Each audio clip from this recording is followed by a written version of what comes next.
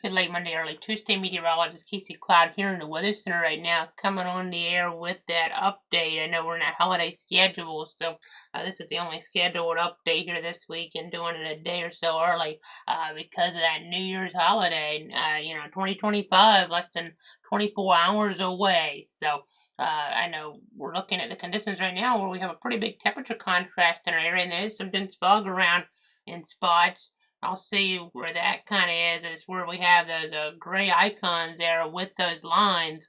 And then as we kind of look though at these readings, I mean, that as we get to the core area, you don't have the fog around in these spots really based on the overall pattern. So that's kind of just intriguing to see. That's kind of how it works here in the overall meteorological pattern. I know some rain could set up across most central Florida, northeast Florida here this morning.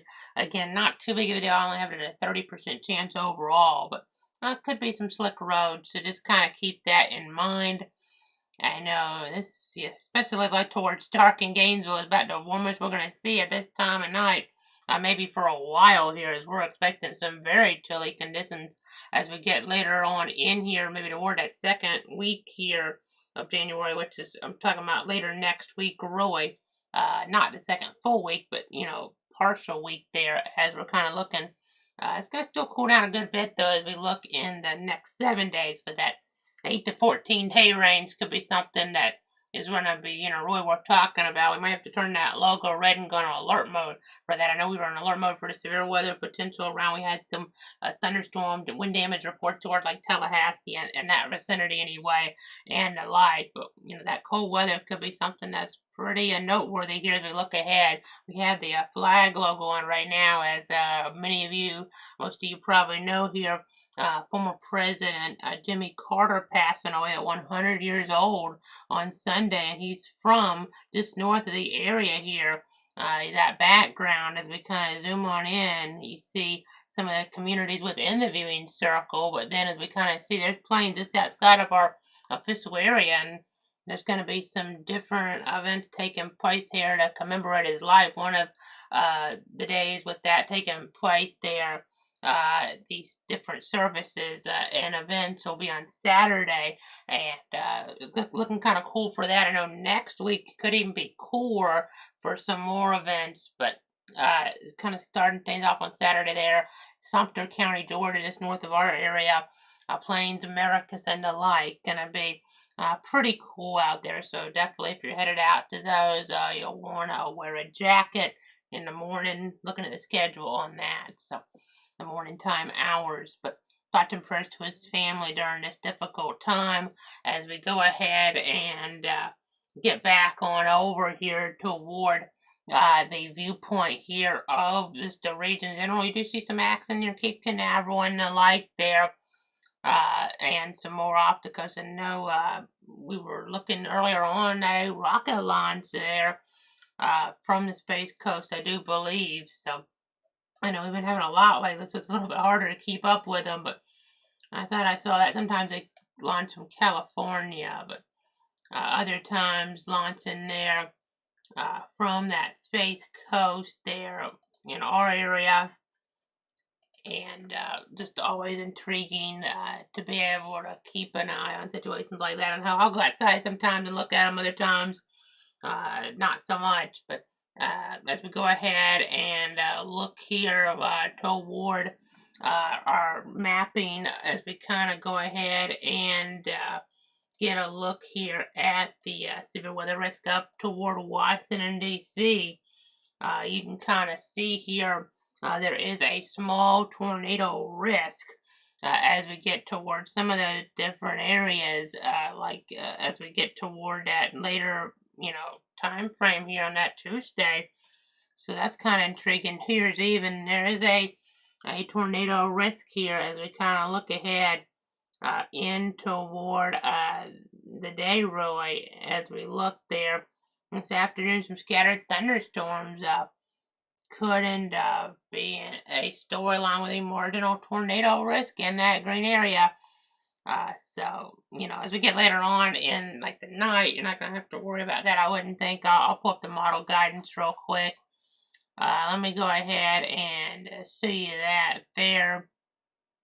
And just kind of, I'll put this on. This will be afternoon here at points, because we kind of look at things. It doesn't have it, but then, well, this has it a little bit later, quite honestly, so that's interesting. Granted, there's going to be a line formation with some of this here, but you can kind of see it's the stuff out ahead that would be a little bit more worried about. I'm a little surprised how late this has some of this, but still, as at least you get toward the ball drop and other places, other events there, you're going to be kind of seeing things weaken on off to some degree, it would seem. So at least something to kind of keep an eye on there as we're tracking things. I know we'll be back in our normal schedule mode next Tuesday there. So something to kind of just keep in mind here as we're kind of looking ahead. So just bear that in mind here. Tuesday, Thursday, late night updates going into Wednesday and Friday, and that's kind of the storyline there as we do watch some of the different conditions there up toward the mid-Atlantic. I mean, that's a tornado risk. Your marginal risk and play goes a little bit further back, but this is a tornado risk. So you see like Salisbury there.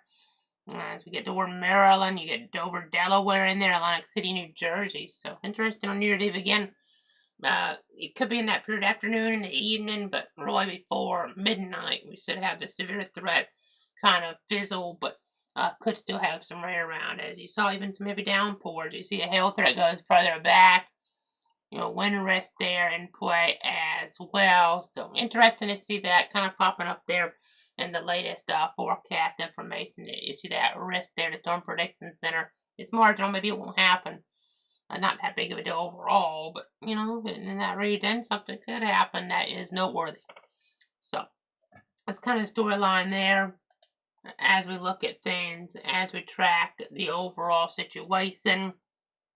Let me go ahead and pull up some of the model guidance here right now in terms of things combined here with the forecasting information and different tools to actually make this forecast. That's what the Weather Prediction Center did, and you can see getting here toward like Tallahassee, a 1/4 inch of rain or so, give or take, on average next 7 days. A little bit less to the east here. Gonna have some little rain chances in spurts here that we have to watch for, even like this morning as I talked about to the east. As you kind of look ahead, more precipitation to the north and west, and some precipitation, maybe a lot of it further up could be in the form of wintry precip, maybe around the beginning of next week toward the heartland of America. So I know you can go to clutterthat.com/radar for an interactive look at things, whether we're on the air or whether we're not on the air.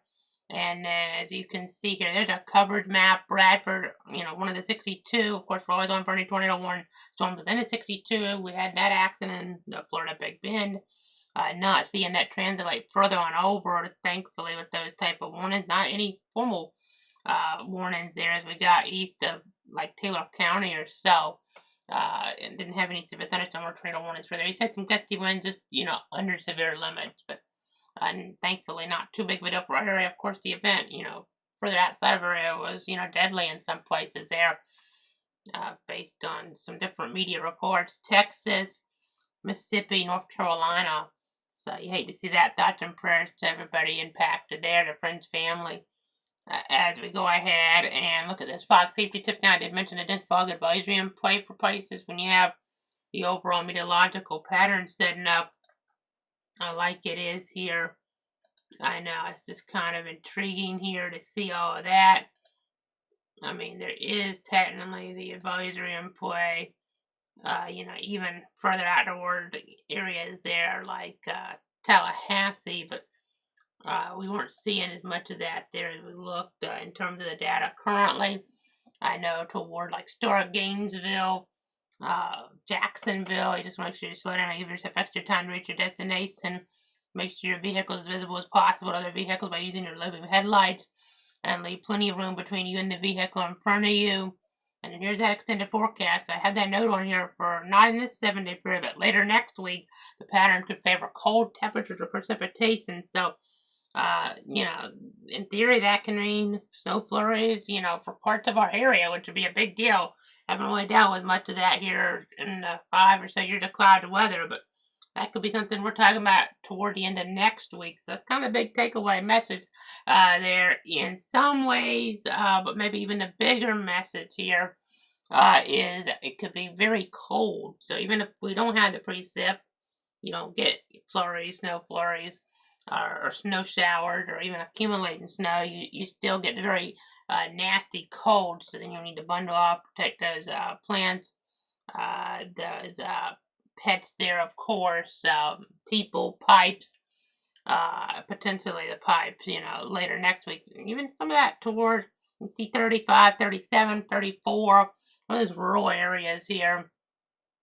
May have to worry about some frost here too coming up. I'm talking about maybe a very, very hard freeze toward the end of next week is what the long range guidance is saying. But you know, we saw it with what we thought might be Hurricane Sarah last, you know, couple months going back there.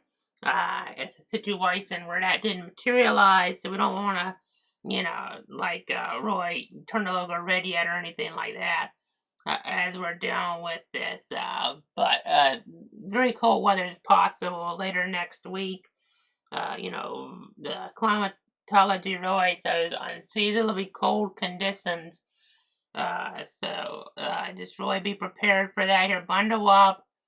And then, you know, if you're headed out of town, maybe toward that period, toward the end of next week. Again, not talking about, you know, around the 3rd or the 4th, but I'm talking around period a little bit later on there, like the 10th maybe around January the 10th or so, give or take a couple days, few days.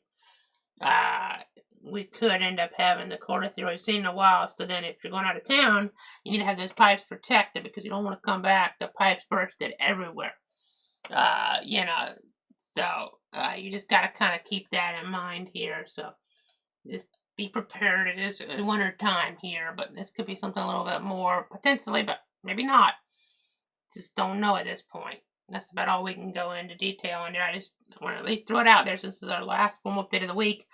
Probably wouldn't really have enough on something to really like do a cut in until, you know, by the time we're going to be doing a normal update anyway. Might post some stuff before if the models are really just going crazy here consistently day after day. But we're talking about a situation where the timeline, that'd be when we really have to start coverage of a winter event if that were to take place a little downstream anyway. So just want to kind of give you that heads up that something could be happening. They're very intriguing in the meteorology, but things can always change. So just stay tuned though.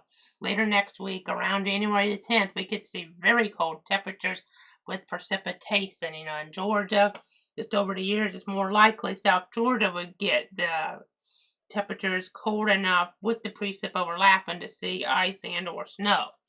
Or, you know, sleet as well as another possibility in there. So, again, I know here in Stark, Bradford County, I've only seen snow flurries here one time in over 2 decades. That was December 26, 2010 there.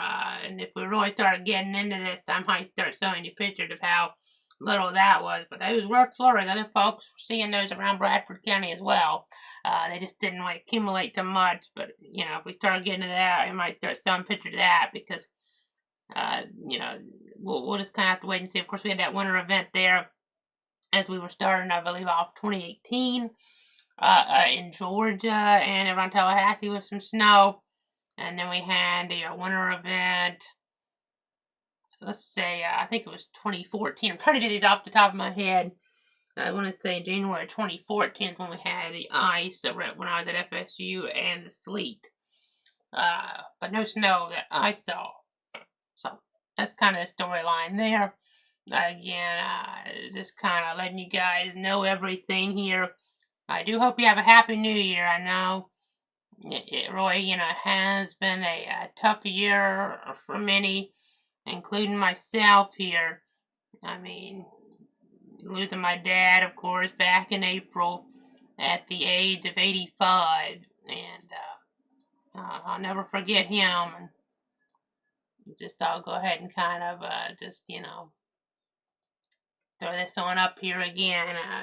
Just a beloved husband, beloved father, United States Air Force veteran, and but I do hope 2025 brings better things than that as we kind of look ahead here. So that'll do it for now. Have a great night. Let's try to get a happy, new year in store as we're looking here to start 2025 off. But 2024 coming to an end. Less than 24 hours left here. Stay safe out there. The traffic, the different events. Just holiday travel, even not just traffic here today, tomorrow, but even headed back home or heading across the area. As you've been somewhere, just be careful, because you just gotta be really, really careful here, and try to stay safe. Thanks for tuning in. I'll be back with another update next year, 2025. Take care, everybody.